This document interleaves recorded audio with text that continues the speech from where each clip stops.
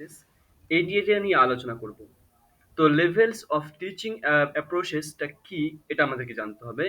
তা হচ্ছে the levels of teaching process refer to the stages or levels through which teaching is delivered based on the mental development and learning needs to students। তো বলছে শিক্ষা প্রক্রিয়ার স্তর বলতে বোঝানো হয়, রিফার বলতে বোঝানো হয় এমন কিছু ধাপ, দ্য স্টেজেস ওর লেভেলস, এমন কিছু ধাপ বা স্তর, থ্রু হুইচ যার মাধ্যমে টিচিং ইজ ডেলিভার্ড শিক্ষাদান করা হয়, based on the mental development যা শিক্ষার্থীদের মানসিক বিকাশ, and learning needs of students শেখার প্রয়োজনের উপর ভিত্তি করে নির্ধারিত করা হয়। তো এ হচ্ছে আমাদের লেভেলস অফ টিচিং প্রসেস। শিক্ষা প্রক্রিয়ার স্তর বলতে বোঝানো হয় এমন কিছু ধাপ বা স্তর যার মাধ্যমে শিক্ষাদান করা হয়, যা শিক্ষার্থীদের মানসিক বিকাশ ও শিক্ষার প্রয়োজনের উপর ভিত্তি করে নির্ধারিত করা হয়। তো এখানে আমরা দেখব যে each level involves the different teaching approach, learning outcome and level of cognitive engagement. তো প্রতিটি স্তরে ব্যবহৃত হয় আলাদা শিখন পদ্ধতি, ভিন্ন শিখন ফলাফল এবং মানসিক সক্রিয়তার একটি নির্দিষ্ট স্তর। তো আমরা এবার ভাগ করব যে লেভেলস অফ টিচিং প্রসেস কয় প্রকার। তো there are three primary levels in the teaching process. তো টিচিং প্রসেসের ক্ষেত্রে সব প্রধানত তিনটি প্রধান স্তর রয়েছে। এক নম্বর হচ্ছে মেমোরি লেভেল অফ টিচিং, দ্বিতীয় নম্বর হচ্ছে আন্ডারস্ট্যান্ডিং লেভেল অফ টিচিং, আর তৃতীয় নাম্বার আমরা দেখব যে রিফ্লেক্টিভ লেভেল অফ টিচিং। তো প্রথমত আমরা আলোচনা করব যে মেমোরি লেভেল অফ টিচিং।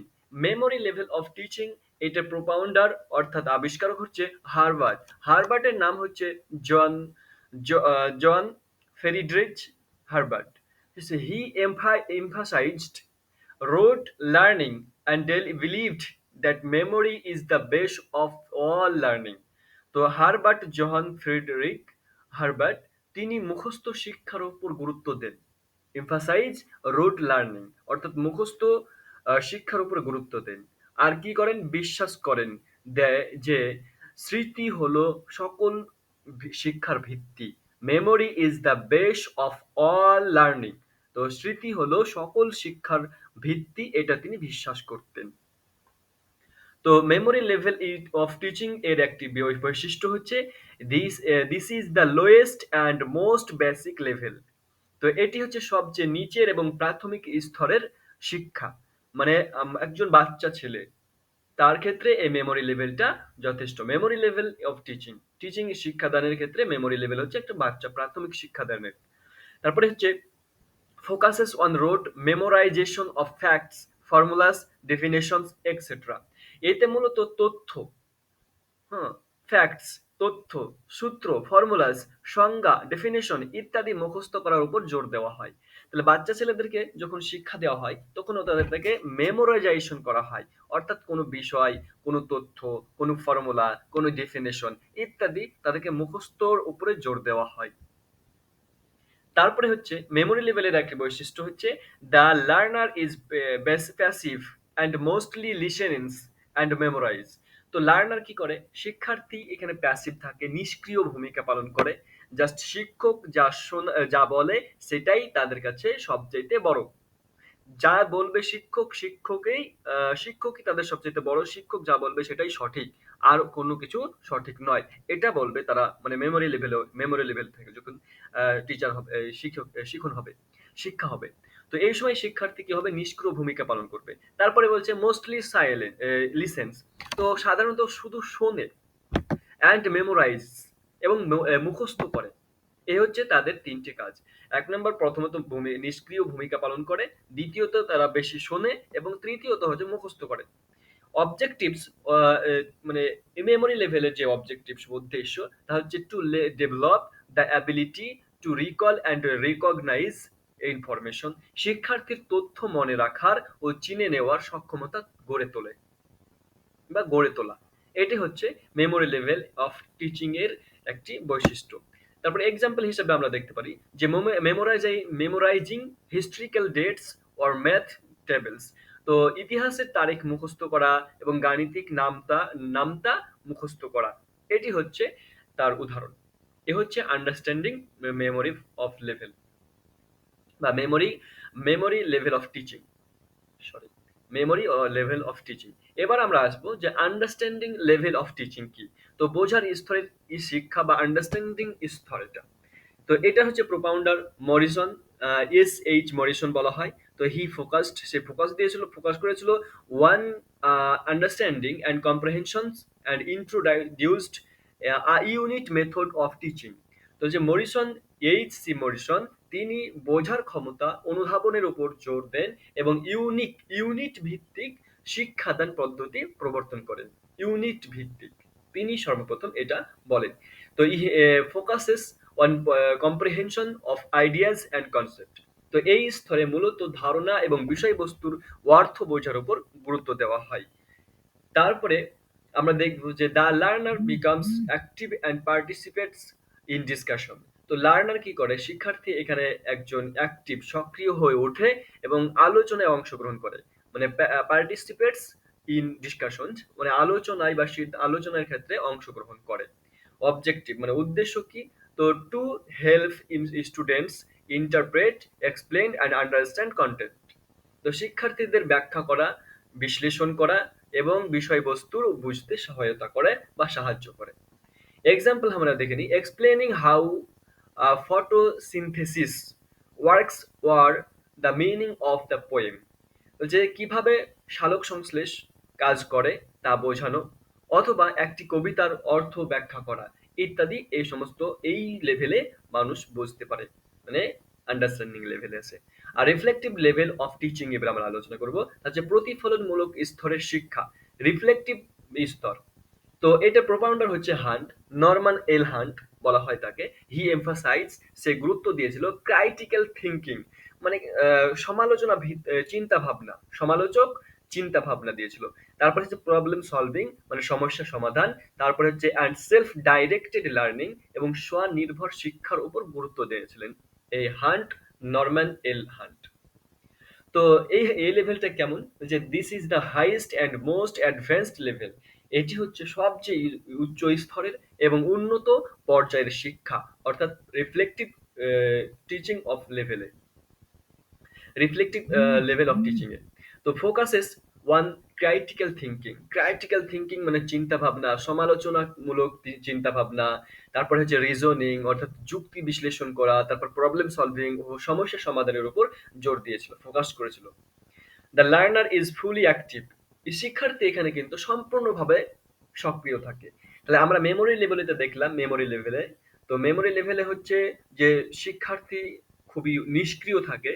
তারপরে আন্ডারস্ট্যান্ডিং লেভেলে যখন আমরা আসলাম তখন সেখানে দেখলাম কিছুটা লার্নার কি হয়েছে, অ্যাক্টিভ হয়েছে মধ্যম গতিতে। এবং এই যে রিফ্লেক্টিভ মেমোরিতে আসছে, রিফ্লেক্টিভ মেমোরির ক্ষেত্রে, রিফ্লেক্টিভ যে লেভেলের ক্ষেত্রে, তো শিক্ষার্থী এখানে সম্পূর্ণভাবে সক্রিয় থাকে। তারপরে ইন্ডিপেন্ডেন্ট অর্থাৎ স্বনির্ভর হয়। তারপরে বলছে সেলফ ডাইরেক্টেড এবং নিজের শেখায় নিজে নেতৃত্ব দিতে পারে এই পর্যায়ে এসে। তারপরে অবজেক্টিভ, অবজেক্টিভ কি, তো টু এনকারেজ যে learners to analyse, evaluate and make decision. শিক্ষার্থীদের বিশ্লেষণ করতে, অ্যানালাইজ টু এভালুয়েট মানে মূল্যায়ন করতে, অ্যান্ড মেক ডিসিশনস এবং সিদ্ধান্ত নিতে উৎসাহিত করা হয় এই পর্যায়ে। তার এর উদাহরণ আমরা বলতে পারি যে self solving real life problems মানে হচ্ছে বাস্তব জীবনের সমস্যা সমাধান করা। এনগেজিং ইনগেজিং মানে ইংগেজিং ইন ডিবেটস, বিতর্কে অংশ নেওয়া। ওর রিসার্চ প্রজেক্ট, গবেষণা প্রকল্পে যুক্ত হওয়া। এ হচ্ছে আমরা তিনটি লেভেল সম্পর্কে জানলাম কিছুটা। তো তিনটি লেভেলের সম্পর্কে আরো কিছু প্রশ্ন আমরা দেখে নেব, যেগুলো আমাদের নেট এক্সামে আসার সম্ভাবনা রয়েছে, ইউজিসি নেট এক্সামে। তো এই নিয়ে 20টি আমরা প্রশ্ন এখানে উল্লেখ করেছি। ফার্স্ট নাম্বার কোশ্চেন, যে which is the most basic level of teaching. তো বলছে যে নিচের কোনটি শিক্ষার সবচেয়ে প্রাথমিক, বেসিক লেভেল অফ টিচিং, প্রাথমিক স্তর, সবচেয়ে most basic level of teaching. তাহলে আমরা দেখলাম যে মেমোরি লেভেল হচ্ছে সবচাইতে বেসিক লেভেল অফ টিচিং। তাহলে মেমোরি লেভেল অ্যান্সার। তো এটি মুখস্থ শিক্ষার উপর ভিত্তি করে এবং সাধারণত প্রাথমিক যে শিক্ষার্থীদের জন্য এটা প্রযোজ্য। যারা 1 থেকে নিয়ে কেজি 1 বা ইত্যাদি আরো যত নিম্নে রয়েছে, এই অঙ্কুর থেকে নিয়ে একেবারে 5 পর্যন্ত এই সমস্ত ছাত্রছাত্রীদের জন্য মুখস্থ বিদ্যার উপরে নির্ভর করে এবং ভিত্তি করে এবং সাধারণত প্রাথমিক শিক্ষার্থীদের জন্য এটা প্রযোজ্য থাকে। তারপরে who is the propounder of the memory level of teaching? তো মেমোরি লেভেল অফ টিচিং এর পাউন্ডার কে, প্রোপাউন্ডার কে বা আবিষ্কারক কে, প্রবর্তক কে করেছিলেন? তাহলে আমরা দেখলাম যে হারবার্ট ইনি আলোচনা করেছিলেন, বা হারবার্ট তিনি জন এল হারবার্ট মেমোরি লেভেল অফ টিচিংটাকে আবিষ্কার বা প্রবর্তক করেছিলেন। তো জোহান লাহারবার্ট শিক্ষাকে মুখস্থ বিদ্যার ভিত্তিতে শুরু করার ধারণা দেন তিনি সর্বপ্রথম। তারপরে আমরা দেখব the reflective level of teaching is based on. তাহলে রিফ্লেক্টিভ টিচিং লেভেল অফ টিচিংটা কার উপর ভিত্তি করে হয়? তো বলছে drill and practice, no rote memorisation, না। তাহলে হবে problem solving and critical thinking. Problem solving অর্থাৎ সমস্যার সমাধান করা এবং আহ, সমালোচনামূলক চিন্তা ভাবনা করা, এটা হচ্ছে সঠিক। তাহলে রিফ্লেকটিভ স্তর শিক্ষার্থীদের স্বাধীনভাবে চিন্তা বিশ্লেষণ করার ক্ষমতা বাড়ায়। তারপরে আমরা দেখছি 4 নম্বর প্রশ্নতে, যে বলছে reflective level of teaching was introduced by, কে রিফ্লেকটিভ রিফ্লেকটিভ লেভেল অফ টিচিংটা কি করেছেন, প্রবর্তন করেছেন? তা হচ্ছে হান্ট। হান্ট ডিএডটা সঠিক উত্তর। তাহলে হান্ট, হারবার্ট করেছেন মেমোরি লেভেল, মরিসন করেছেন আন্ডারস্ট্যান্ডিং লেভেল, আর হান্ট করেছেন রিফ্লেকটিভ লেভেল অফ টিচিং। তো নরম্যান এল হান্ট শিক্ষার সর্বোচ্চ স্তর হিসেবে রিফ্লেকটিভ শিক্ষা পদ্ধতি তুলে ধরেন। 5 নম্বর কোশ্চেনে চলে আসছে আমরা, যে হচ্ছে which level of teaching is the most learner centred? তো বলছে কোন লেভেল অফ টিচিংটি সবচেয়ে শিক্ষার্থী কেন্দ্রিক? তাহলে আমরা দেখব রিফ্লেকটিভটা হচ্ছে সবচেয়ে বেশি শিক্ষা কেন্দ্রিক। এখানে শিক্ষার্থী নিজের শেখার দায়িত্ব নিজে নেয় এবং সিদ্ধান্ত গ্রহণ করে। তারপরে আমরা 6 নম্বর কোশ্চেনে চলে আসবো। 6 নম্বর কোশ্চেনে বলছে in which level of the student most passive? তো বলছে নিম্নের যে লেভেলগুলো রয়েছে সেই লেভেলগুলোতে সবচেয়ে স্টুডেন্টরা প্যাসিভ কোনটাতে থাকে? তাহলে আমরা দেখব যে মেমোরি লেভেলে প্যাসিভ থাকে, অর্থাৎ নিষ্ক্রিয় থাকে। এখানে শিক্ষার্থী শুধু শোনে এবং মুখস্থ করে, সক্রিয়ভাবে যুক্ত হয় না। তারপরে আমরা দেখব যে 7 নম্বর কোশ্চেন, যে which level uses the unit method of teaching? তো কোন লেভেলে ইউনিট মেথড টিচিং এর হিসেবে ব্যবহার করতে বলেছেন? তা হচ্ছে আমরা দেখব যে আন্ডারস্ট্যান্ডিং লেভেলে। আমরা পড়লাম যে মরিসন এই স্তরে বিষয়ভিত্তিক বিষয়বস্তুকে ইউনিটে ভাগ করে শেখানোর পদ্ধতি দেন। তারপরে আমরা চলে যাবো 8 নম্বরে। তো হচ্ছে which of the following is a higher order thinking level? তো বলছে যে নিম্নের কোন লেভেলটি বা নিম্নের কোনটি, নিচের কোনটি উচ্চ স্তরের চিন্তার স্তর? বলছে নিচের কোনটি এই উচ্চ স্তরের চিন্তার স্তর? তাহলে আমরা দেখবো যে এখানে রিফ্লেকটিভটা সঠিক। রিফ্লেকটিভ হচ্ছে এই স্তরে বিশ্লেষণ, মূল্যায়ন এবং সমাধানের ক্ষমতা বিকাশ ঘটে। 9 নম্বর প্রশ্নতে চলে যাব, যে what is the main object of the memory level of teaching? তো মেমোরি লেভেল অফ টিচিং এর মূল বা প্রধান বৈশিষ্ট্য বা অবজেক্টিভ উদ্দেশ্য কি? তাহলে আমরা দেখব যে মেমোরি লেভেল যেহেতু বলেছেন, তো মেমোরাইজিং ইনফরমেশনকে মুখস্থ করা, তথ্য মুখস্থ করা। এটি মুখস্থ নির্ভর শিক্ষা যা তথ্য মনে রাখার দক্ষতা গড়ে তোলে। তারপরে 10 নম্বর কোশ্চেন আমরা যদি যাই, তা হচ্ছে the understanding level lies between. তো আন্ডারস্ট্যান্ডিং লেভেলটা লাইজ করে কাদের মধ্যে? তা হচ্ছে নলেজ অ্যান্ড অ্যাপ্লিকেশনের মধ্যে, না মেমোরি অ্যান্ড রিফ্লেক্টিভের মধ্যে। তাহলে আমাদের এটা সঠিক। তাহলে এখানে আমরা দেখতে পারি যে এটি মাঝামাঝি স্তর, যেখানে শিক্ষার্থী বোঝার স্তরে থাকে। দুটি স্তরের মধ্যে অবস্থান করে আন্ডারস্ট্যান্ডিং লেভেলটা, তাহলে মেমোরি এবং রিফ্লেক্টিভের মধ্যে। তারপরে আমরা চলে যাব teaching at memory level is best for. তো টিচিং শিক্ষাদান মেমোরি লেভেলের জন্য বেস্ট কাদের জন্য? তা হচ্ছে আমরা দেখব বেগিনার্স এর জন্য। এটা মেমোরি লেভেলটা বেগিনার্স মানে শুরু শুরু যারা করছে, কাজ শুরু করেছে, পড়াশোনা শুরু করছে তাদের জন্য। নবীন শিক্ষার্থীদের জন্য, ছোট এবং প্রাথমিক স্তরের শিক্ষার্থীদের জন্য শেখার প্রাথমিক ধাপ হিসেবে এটি প্রযোজ্য।